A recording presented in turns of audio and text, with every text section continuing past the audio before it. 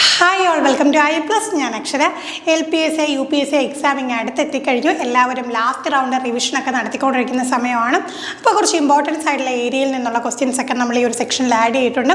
എത്ര എണ്ണത്തിന് ഉത്തരം നിങ്ങൾക്ക് കറക്റ്റായിട്ട് കണ്ടെത്താൻ കഴിയുന്നു എന്ന് നിങ്ങൾ നോട്ട് ചെയ്യാം. അറിഞ്ഞുകൂടാത്ത കാര്യങ്ങളുണ്ടെങ്കിൽ തീർച്ചയായിട്ടും അത് എഴുതി വെച്ച് തന്നെ പഠിക്കുക. ആദ്യത്തെ ചോദ്യത്തിലേക്ക് കടക്കാം. താഴെ പറയുന്നതിൽ മുതലിയാർ കമ്മീഷൻ്റെ ശുപാർശയിൽ പെടാത്തത്, നമുക്ക് വിദ്യാഭ്യാസ കമ്മീഷനുകൾ, ഏജൻസികൾ എന്നൊക്കെ പറഞ്ഞിട്ട് എഡ്യൂക്കേഷൻ എന്നുള്ള ഒരു പാർട്ടിൽ ഏരിയയിൽ നമുക്ക് ടോപ്പിക്സ് വരുന്നുണ്ട്. ആ ഒരു ഏരിയയിൽ നിന്ന് സ്ഥിരമായിട്ട് ചോദ്യങ്ങൾ വരാറുള്ള ഒരു മേഖലയാണ് ഇത്തരം കമ്മീഷനുകളും അവയുടെ ശുപാർശകളും.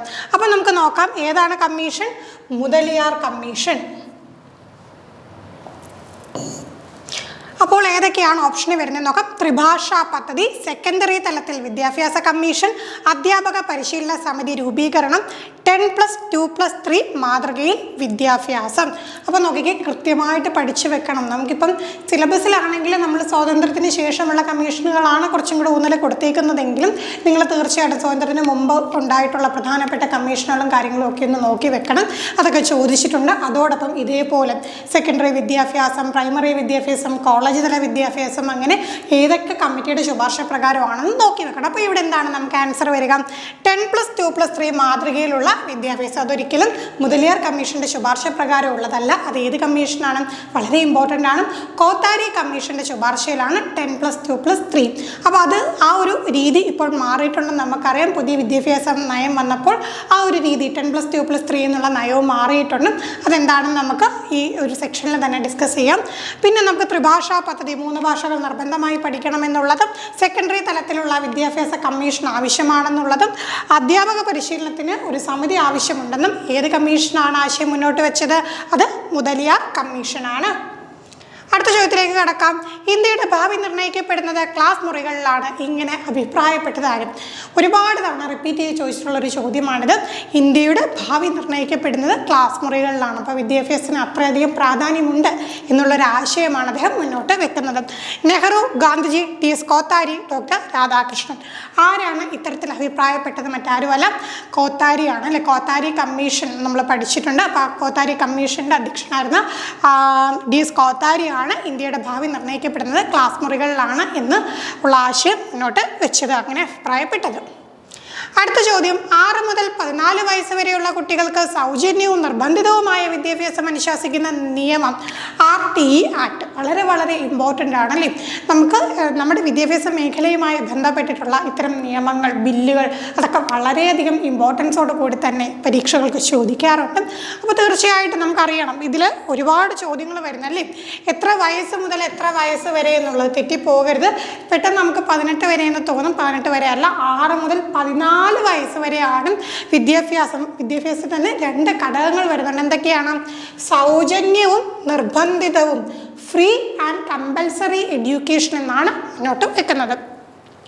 അപ്പോൾ അത് ആ ഒരു ആക്ട് പാസ്സാക്കിയത് എപ്പോഴാണെന്നാണ് ചോദിക്കുന്നത്. അപ്പം നമുക്കറിയാം, നമ്മുടെ രാജ്യം സ്വതന്ത്രമായ സമയത്ത് ഒരിക്കലും എന്താണ്, എല്ലാവർക്കും സൗജന്യവും നിർബന്ധിതവുമായ വിദ്യാഭ്യാസം നൽകാനുള്ള ഒരവസ്ഥയിലായിരുന്നില്ല രാഷ്ട്രം, അല്ലേ. അപ്പോൾ ഒരുപാട് സാമ്പത്തിക ബാധ്യതകളും ഒരുപാട് പ്രശ്നങ്ങളും ഒക്കെ ആയിട്ട് നിൽക്കുന്ന ഒരു ഘട്ടത്തിൽ ഒരിക്കലും ഒരു രാഷ്ട്രത്തിന് എന്താ, ആ ഒരു നാട്ടിലുള്ള വിദ്യാർത്ഥികൾക്ക് സൗജന്യം നിർബന്ധിതവുമായുള്ള വിദ്യാഭ്യാസം കൊടുക്കാനുള്ള സാധിക്കില്ല.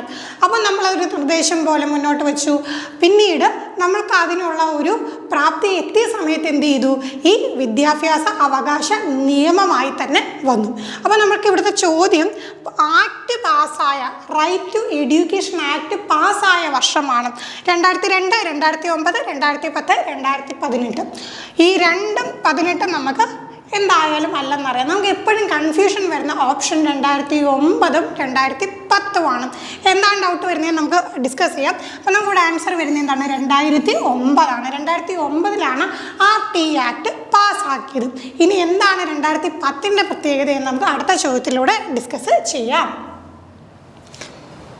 ആർട്ടിക്കിൾ 21A പ്രകാരമുള്ള സൗജന്യം നിർബന്ധിതവുമായ വിദ്യാഭ്യാസം അല്ലെങ്കിൽ RTE ആക്ട് നിലവിൽ വന്നത്, അപ്പോൾ ആക്ട് പാസ്സായി കഴിഞ്ഞാൽ അതിൻ്റെ കൂടെ തന്നെ നിലവിൽ വരുമല്ലോ, അതിന് കുറച്ചൊരു സമയം എടുക്കും. അപ്പോൾ നോക്കിക്കേ, 2009 ആക്ട് പാസ്സായെങ്കിലും ഇത് നിയമമായിട്ട് നിലവിൽ വന്നതെന്നാണ് 2010. ഡേറ്റ് മറക്കാതെ പഠിച്ചു വെച്ചോളൂ. 2010 ഏപ്രിൽ 1 ഈ ഒരു നിയമം എന്ത് ചെയ്തിട്ടുള്ളത്? അത് നിലവിൽ വന്നിട്ടുള്ള നിയമമായി നിലവിൽ വന്നിട്ടുള്ളത്. അവസാനത്തെ ചോദ്യം, ഗാന്ധിജിയുടെ അടിസ്ഥാന വിദ്യാഭ്യാസ പദ്ധതിയിൽ ബോധന മാധ്യമമായി നിർദ്ദേശിക്കപ്പെട്ടിരിക്കുന്നത് എന്താണ്? മീഡിയം ഓഫ് ഇൻസ്ട്രക്ഷൻ എന്താകണമെന്നാണ് ഗാന്ധിജിയുടെ ആശയം?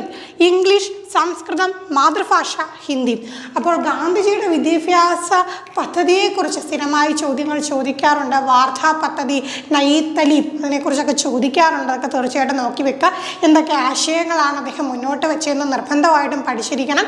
നമുക്കൊരു ഫിലോസഫി ഏരിയയിലും അതോടൊപ്പം ഈ ഒരു കമ്മീഷനുകളുടെ ആ ഒരു ഏരിയയിലും ഒക്കെ എന്താണ് ഈ ഒരു സംഗതി ഗാന്ധിജിയുടെ ആശയങ്ങൾ റിപ്പീറ്റ് ചെയ്ത് ചോദിക്കാറുണ്ട്. അപ്പോൾ നോക്കിക്കേ, ഗാന്ധിജിയുടെ ഒരു നിർദ്ദേശപ്രകാരം വിദ്യാഭ്യാസ പദ്ധതിയിൽ ബോധന മാധ്യമം എന്ന് പറയുന്നത് എന്തായിരിക്കണം? അത് മാതൃഭാഷ ആയിരിക്കണം. അപ്പോൾ ഇത്രയും ചോദ്യങ്ങളാണ് നമ്മൾ ഇന്ന് ഡിസ്കസ് ചെയ്തത്. ഇതിൽ എത്ര എണ്ണം നിങ്ങൾക്ക് കറക്റ്റ് ആക്കാൻ കഴിഞ്ഞു എന്ന് തീർച്ചയായും കമൻറ്റ് ചെയ്യാം. മറ്റൊരു ക്ലാസ്സുമായി വീണ്ടും കാണാം. താങ്ക്